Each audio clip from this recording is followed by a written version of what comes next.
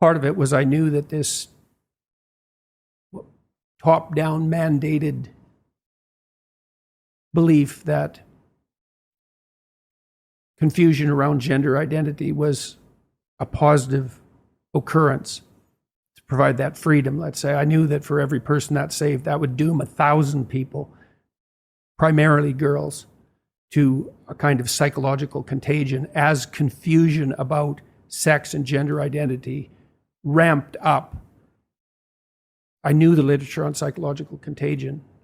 It's quite. What is that? What's psychological detailed. Contagion? You could think about them as psychological epidemics. So the last one of any real size was the satanic daycare scares in the 1980s. You're probably not old enough to remember that, but the longest sentences in U.S. criminal justice history were handed out often to women who were accused of late onset female sexual predation of children in daycare centers.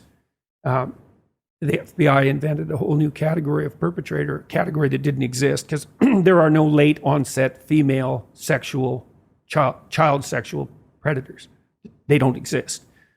But there were women who obtained prison sentences of several hundred years for hypothetically being involved in these satanic daycare abuse rituals. And it just swept across the whole country like the Salem witch trials, except at a much larger scale. There's a book called Satan's Silence that was written by a lawyer and a social worker that documents it.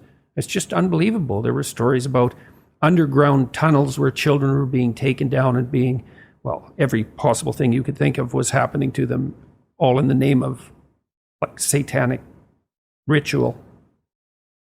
It was a contagion. And those things happened. It happened with cutting behaviors. It happened with eating disorders. This is almost all among girls, because teenage girls are most prone to this.